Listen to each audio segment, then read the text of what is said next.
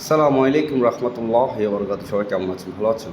খাসি গোটাগুটি চলছে এবং আমি মোহাম্মদ গিয়াসউদ্দিন বাবুর্চি মশলা দিয়ে দিচ্ছি পরিমাণ মতন পেঁয়াজ এবং স্বাদ অনুসারে লবণটা ইউজ করি এবং লবণটা দিচ্ছি যেটুকু দরকার সেটুকুই দিচ্ছি আমরা।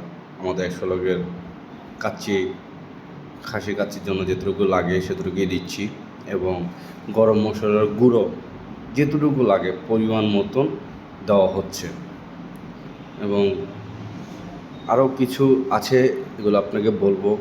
প্রতিটা আইটেম দিচ্ছি এবং আপনাদেরকে বলতেছি। এরপরে দিচ্ছি জায়ফল জত্রিক পাউডার,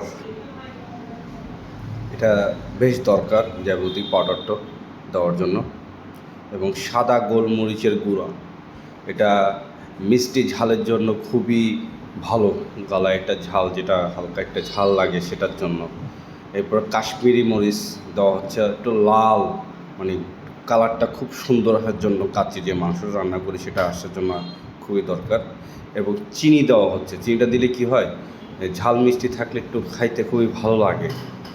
এবং রসুন পেস্ট পরিমাণ মতো, কারণ আমরা হাত ইউজ করি, কারণ আমরা হাত দিতে অভ্যস্ত, তো হাত দিয়ে মশলা দেওয়ার জন্য, সেজন্য আদা পেস্ট। এরপরে মনে করেন আপনার কাঁচামরিচের পেস্ট দিয়ে দিচ্ছি, যেটুকু আমাদের প্রয়োজন মশলা দেওয়ার সেটুকুই দিয়ে দিচ্ছি। এরপর টমেটো সস,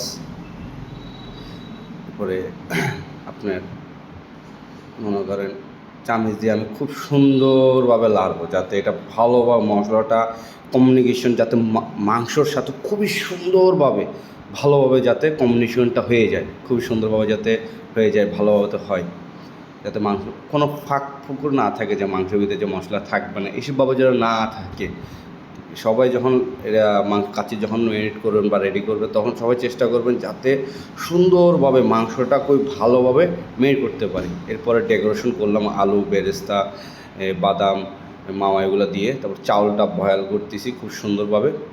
চাউলটা হাফ সিদ্ধ বয়েল দিতে হবে, আমরা চেষ্টা করবো বয়েলটাকে সুন্দরভাবে করার জন্য। এবার বয়েলটা হয়ে গেলে আমরা চাউলটা চতুর্দিকে সুন্দরভাবে ছড়িয়ে দিব, যাতে কোনো ফাঁকফোকর না থাকে। এবার আমাদের যখন কাচ্চিটা রেডি হয়ে যায়, তখন পার্টির ডিমান্ড ছিল মুরগির রোস্টাতে ভিতরে